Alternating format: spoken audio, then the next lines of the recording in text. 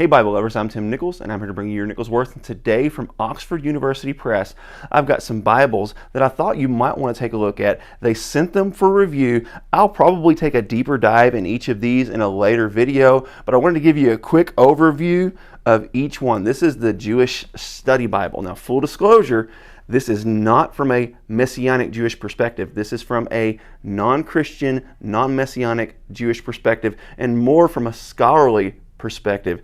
So let's take a little dive inside of this. I've read through a bunch of this and there's all kinds of neat features, but one thing I like about this is because it's from an academic perspective, they're saying this can be used by Christians and people of all different religious faiths.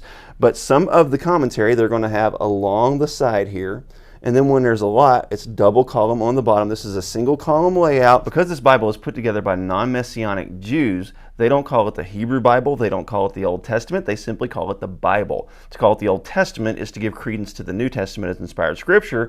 And to call it the Hebrew Bible is a bit redundant to them because cover to cover, this is all of their Bible. So ultimately, this is just the Bible to them. One thing to note about this is after the introductory material, you're going to have the Torah, which is pretty much the same in any Bible. But once you get beyond the Torah, they're arranged a little bit differently depending on the tradition. This one closes in 1st and 2nd Chronicles like most of them do. They have them arranged in 3 categories. The Tanakh is actually an acronym. It's the Torah, the Nevi'im, and the Ketuvim, the T, the N, and the K. They add the vowels in there just to make you be able to pronounce it. So that's a little interesting bit of information that you may or may not have known, but this commentary is going to be from a strictly non-Messianic academic perspective. So it is going to challenge you, much like the SBL Study Bible and the HarperCollins Study Bible, and even the New Oxford Annotated Bible. This is going to have that vibe of an academic work, not necessarily a religious work. So just know that. But where this Bible really shines is in the back. When you get to the articles, I mean, this thing has loads and loads of articles. It breaks it up into different time periods of Jewish interpretation to include more of your ancient, middle, and classical modern, and then it gives the midrash and Jewish exegesis. So if you're not familiar with what the midrash is and how that works, this is a good way to learn and understand that. This thing is just amazing. But let's go ahead and move to the next one, which is called the Nets. Now, this is not to be confused with the NET, the New English Translation. The Nets is the New English Translation of the Septuagint. The Nets, not the net. That is an important delineation. And this is the Greek Old Testament. So while this is translated from the Hebrew Scriptures, translated from the Masoretic, this is translated from the Septuagint. So this is going to include the Apocrypha and some of those strange Greek renderings like the height of Goliath are going to be different in this one. But what really makes this cool is, once again, this is from an academic perspective, and it has the different traditions in there. Like when you get to the end of Joshua, I thought this was really cool. There are different traditions. Also, this is going to be a little jarring for some of you because instead of the names pronounced like we're used to, they use the Jewish renditions. For example, Joshua is going to be Jesus, which is kind of a derivative of Jesus, but there's portions in here where they go with the Codex Vaticanus and where they go with the Codex Alexandrinus. So the different manuscript sources. Also, when you get to like Judges, there are 2 different traditions here.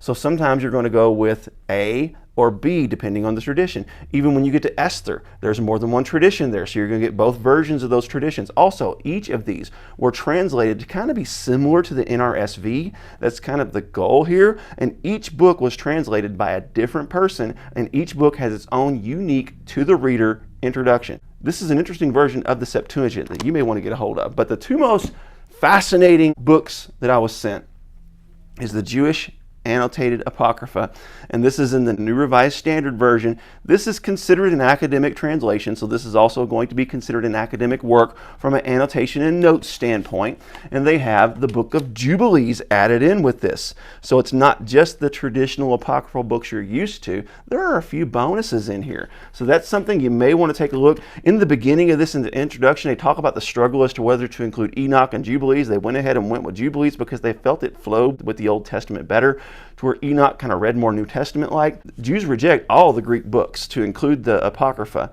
They only go according to the Hebrew, the Masoretic, which does not include these. In the back, there are several articles on the canonization of Scripture, and this is just awesome. I'm going to have to come back and visit these in a later video to give you more details. This one.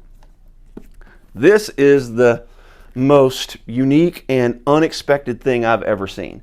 When I saw Jewish annotated New Testament, I was thinking Messianic Jews. These are not. When you read the introductory material here, they are saying that there has been hostility between the church and Jews, and that's true. When you read some of Martin Luther's work, you can see some of the tension that existed between the church and the Jews up until the 1500s even, and that is extended till today.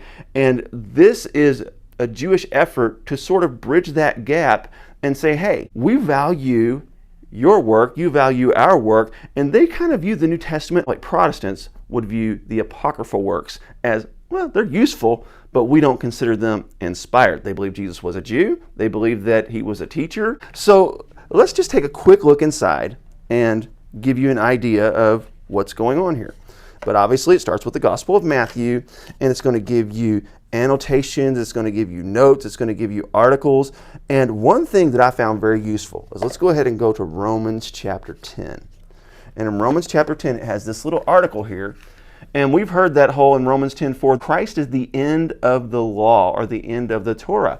And they talk about how they feel that is better translated, that Christ is the goal of the Torah. Rather than the Torah ending with Christ, it was fulfilled with Christ. And I thought that was beautifully done, and I really got a lot of takeaway from this.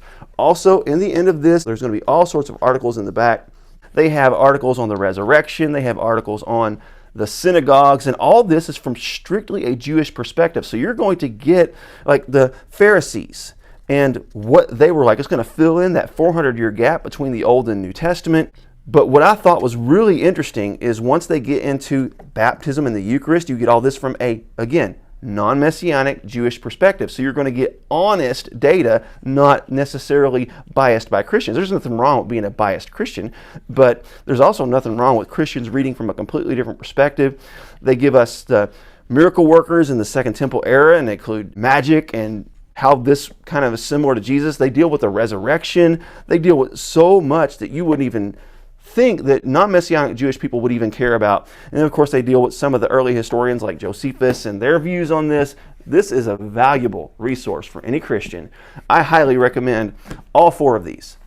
They are an academic work. They are not going to be a Christian per se work, but I do believe they give you a vantage point that you're not going to get normally from someone who is already a Christian, who already has that worldview. I think it's very interesting to get a worldview apart from our own. God bless you. Keep calm. Jesus on. This is your Nicholsworth.